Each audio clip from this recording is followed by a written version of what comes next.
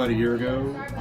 My store manager and also my best friend's wife, Janie, we were all sitting around with our families, playing board games, and we couldn't figure out where to go for date night as far as a family, where us as couples and children can go at the same time. We're playing board games, and we all had an aha moment, like, why don't we open up a store where everybody can come in with families, play board games, check them out, play them, but at the same time, if they want to purchase a board game, they can do that. And then we all love coffee, my family, my friends, so we were trying to figure out how we could buy them at the tabletop, what type of cafe or coffee shop is where we landed. I replied to a job posting on Craigslist long time ago. So found this job posting on Craigslist. I responded. Joe emailed me back and he was like, hey, we want to hear more. Give us your information. I gave him my information, and then all of that with the contractor happened. So it was some time. I kind of thought it fell off the map, and then all of a sudden I get another email from Joe one day, like a month or two later, and he's like, hey, are you still game? And I was like, absolutely. And so I came in for an interview.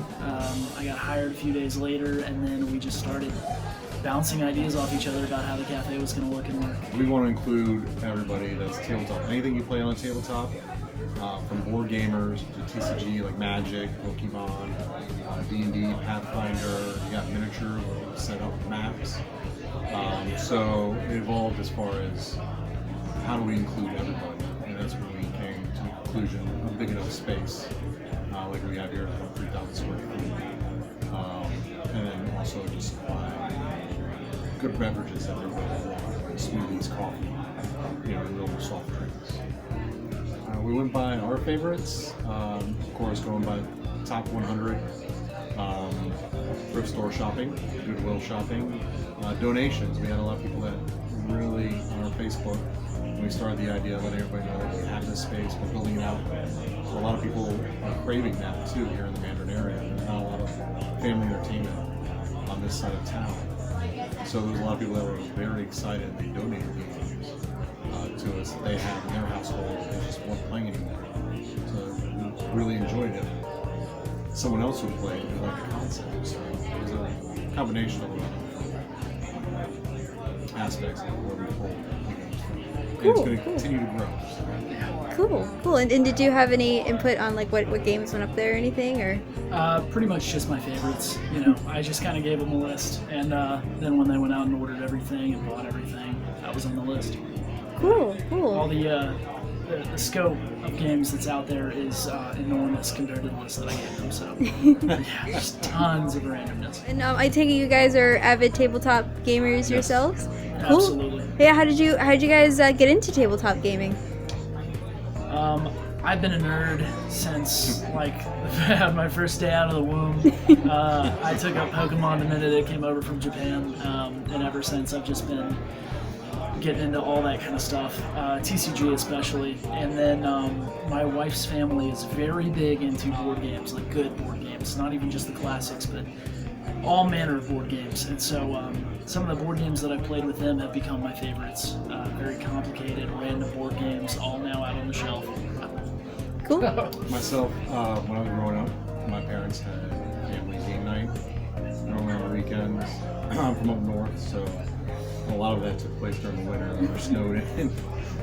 So, I was growing up playing Boulder Dash, Pictionary, Jenga. When I was in high school, that's when Magic came out. And I was walking through the cafeteria and I saw somebody playing cards with really cool looking pictures on it. And I was like, what in the world is that?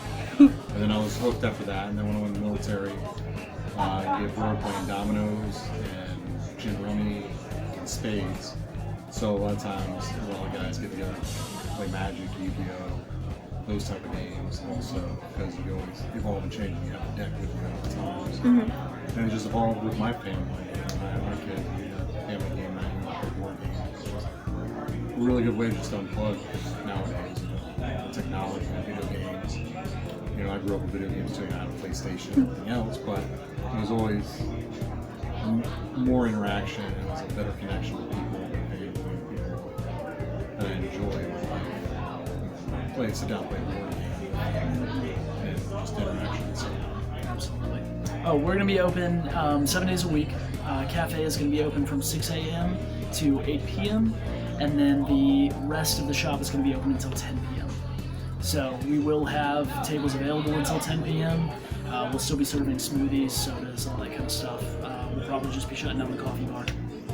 Okay, and do people need to pay for anything to use any of the games in the library, or? Yes, so we have an enormous game library. People are absolutely welcome to come for as long as they want. We've got a small table fee of $5, and that basically covers as many games as you want to check out for as long as you want to sit in our store.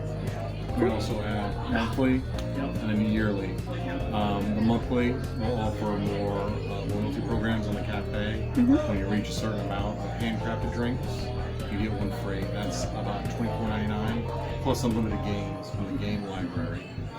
In addition to that, we'll also have a yearly membership, which we're going to offer a ton of different perks. Of course, the unlimited, the loyalty program, but also we're going to offer discounts. You'll be able to reserve a table for you and your friends that don't have memberships once a month. Discounts on pre-orders when you buy a game from us on a pre-order. In addition to that, we have the table fee for the game library, because as you can imagine, with hundreds of games, someone's going to miss a piece, spill something on it. It's just to replenish that. We always welcome donations in addition to that. But also the best analogy that I can give is that you can take your bowling ball and bowling shoes to bowling alley, but you still have to pay for that lane. So we're kind of the same concept. We want that one place that everybody can come and try a game. Instead of spending all that money on a game that you might like or might not like, come $5 or for better benefit, the $99 yearly membership with all the additional discounts you can make them back. But just come and try out the game before you even purchase it, see if you like it with your friends and family. And that way you go cycle through 5 games, in a matter of weeks, whereas that costs you hundreds of dollars. It only costs you a handful. We'd also like to let everyone out there know that we have the best coffee in town. We're serving fresh pastries. I almost died the other day when I tried the apple fritter. It is enormous and delicious. I cried. So please swing by. Incredible food, incredible coffee, incredible atmosphere. Great fun Incredible for all. staff. Yeah. Right, that's one thing I gotta say. Yes. Tim's done an incredible job bringing a team together. It's turning more into like family and friends and everything else. So I'm really excited about that. It's the whole vibe and environment that we're going for.